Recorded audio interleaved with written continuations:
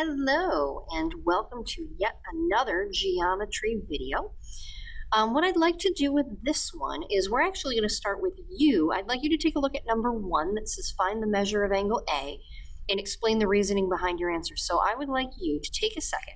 You're going to pause the video with your finger, hit pause, and then do the question, and then unpause me, and I will go through what's happening.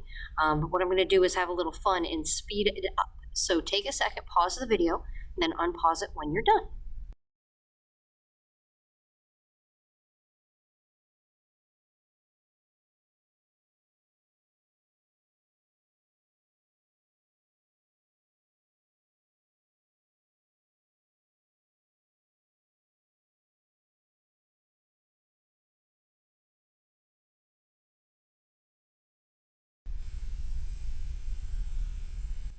Now, we just used the triangle exterior angle theorem, but we haven't actually proved it. We just kind of talked about it and showed you what was going on. Now we're going to do a true mathematical proof that basically justifies it for a general case. So here's what we're going to do. Here's a general case. Notice how there are no numbers there. When you do a proof, you got to do it with no numbers. So if I want to prove this as a general case, we're going to look at this as what's called a two-column proof, where in this column we say, well, what is true? And in the other column, it's why is it true?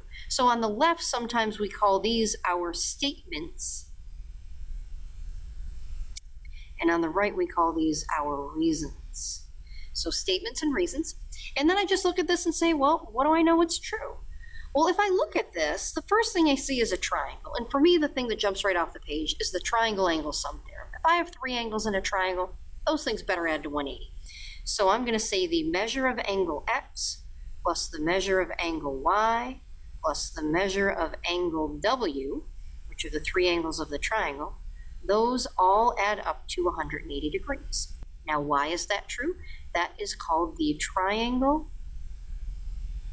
angle sum theorem. Or you could write that as the three interior angles of a triangle add up to 180, whatever you want. So there's one of my statements, and there's the reason for it. Okay, that's good. What else do I know?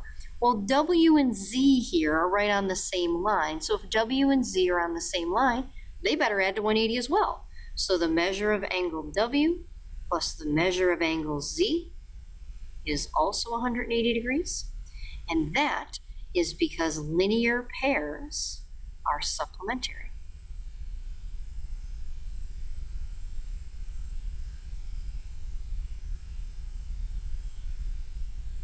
So far, so good?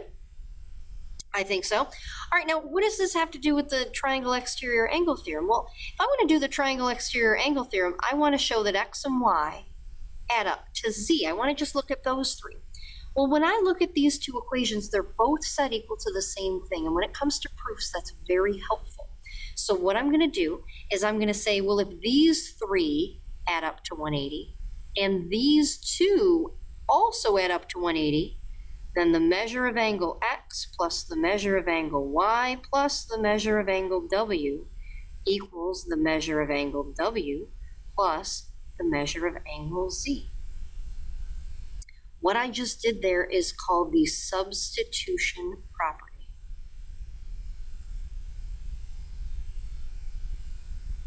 The substitution property says if 2 things are equal to the same thing, then you can set them equal to each other. If 2 things are set equal to the same thing, you can set them equal to each other, also known as if one thing is equal to 180, anytime you see a 180, you can replace it with that, all right?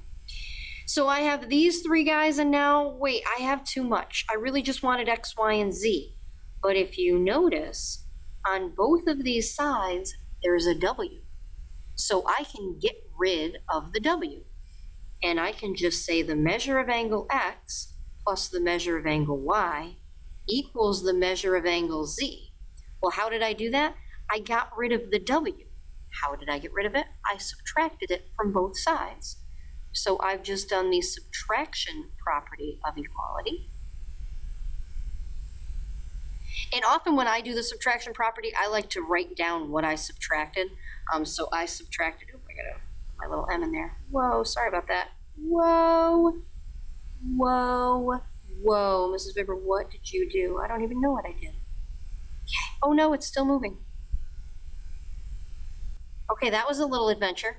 You know what? I'm going to leave that in there. I can technically edit that out, but it's fun to watch the teacher mess up every once in a while. There we go. Okay, so back to what we were doing. We just did the subtraction property, and we subtracted the measure of angle W from both sides because it was on both sides. So I can take it away from both sides, and it still fits.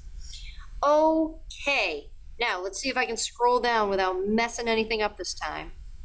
Huzzah! I did it. Okay. Second one here.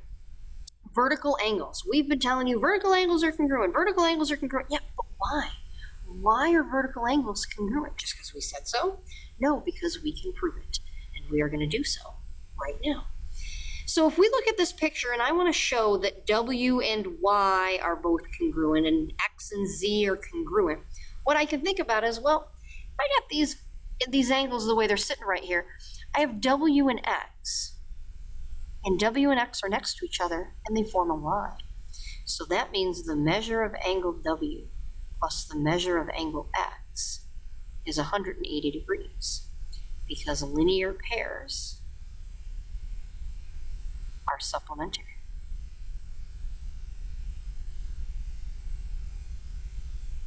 Right? And then wait. So if I do that, then doesn't that also mean that Y and X are supplementary? Of course it does. So the measure of angle Y plus the measure of angle X is 180. Now, when you do two statements that have the same reason, what you can do is say, you know what? I'm going to call both of these part of statement 1, and this is reason 1. So now I don't have to rewrite it. Because in all actuality, mathematicians, we're pretty lazy. We're really good at our jobs, though, so being lazy makes us efficient. So we find the best ways to do things whilst being efficient. So we were just efficient. I didn't have to write linear pairs of supplementary twice. I only had to write it once. All right, so those are 180. And in the last proof, we said if two things equal 180, I can set them equal to each other using that substitution property. So I'm going to do just that. The measure of angle W plus the measure of angle X is 180, and the measure of angle Y plus the measure of angle X is 180. So X and W and X and Y equal each other. That is substitution. Beautiful. And then just like in the last one, I've got W and X and Y and X, and they both have an X, so I can get rid of X on both sides and say the measure of angle W, not plus, the measure of angle W equals the measure of angle Y. What did I do? I did subtraction. And technically, these should both say property. Subtraction property, substitution property. And on this one, I subtract from both sides. Okay, so that is your first introduction to a proof. Now, when you go to class tomorrow, we're going to be doing more of these, all right? And what I've done for you, and we'll kind of set them up, we've set the left-hand side up so you can do the reasons. We did that again down here, then we set the right-hand side up for you. So what we need you to be able to do tomorrow, along with what a proof is, which is a statement and then a justified reason going in a logical sequence. So we are done. We got to end with a joke here. This is a really corny one. I'm sorry. The joke today is, what do you call a flaming arrow? A hot shot. What do you call an arrow that's on fire? A hot shot. All right, I'm done. Have a great day.